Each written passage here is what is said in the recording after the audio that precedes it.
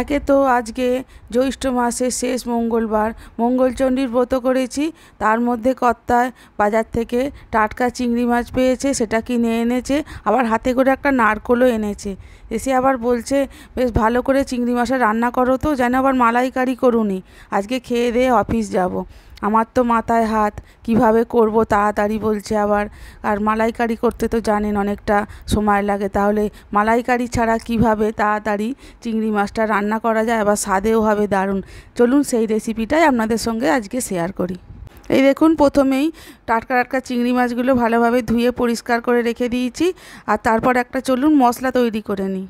আর মশলা করার জন্য প্রথমে একটা মিক্সির জার নিয়ে নিয়েছি, তার মধ্যে 2 চামচ সর্ষে, 2 চামচ পোস্ত দিয়ে ভালোভাবে গুঁড়িয়ে নেব। তাতে একটু সামান্য লবণও দিয়ে দেব।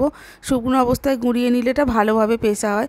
এবার আমি এর মধ্যে দিয়ে দেব 3টে কাঁচা লঙ্কা আর কয়েক টুকরো নারকোল। দেখুন, নারকোলের কালো অংশগুলো আমি বাদ দিয়ে দিয়েছি। আর সামান্য একটু জল দিয়ে এটা মিহি একটা পেস্ট করে নেব। আর নিয়ে নিয়েছি একটা স্টিলের টিফিন বাটি, তার মধ্যে প্রথমেই দিয়ে দেব ধুয়ে রাখা মাছগুলো। তারপর দিয়ে দেবো এই যে বেটে রাখা মশলাটা, আর 2 চামচ টক দই ফাটিয়ে নিয়ে তার মধ্যে দিয়ে দেবো স্বাদ অনুযায়ী লবণ আর হলুদ গুঁড়ো 1/2 চামচ। আর স্বাদের জন্য একটু আমি এখানে শুকনো লঙ্কার গুঁড়ো ব্যবহার করছি, আপনারা চাইলে দিতেও পারেন, না দিতে পারেন। দিয়ে ভালোভাবে মিশিয়ে নেব। আর দিয়ে দেবো ওপর থেকে কাঁচা সর্ষের তেল বেশ খানিকটা।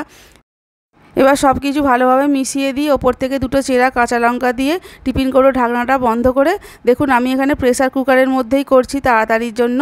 প্রেসার কুকারে 4টে হুইসেল দিলেই কিন্তু আজকে আমার রেসিপি তৈরি হয়ে যাবে নারকোল দিয়ে চিংড়ি ভাপা।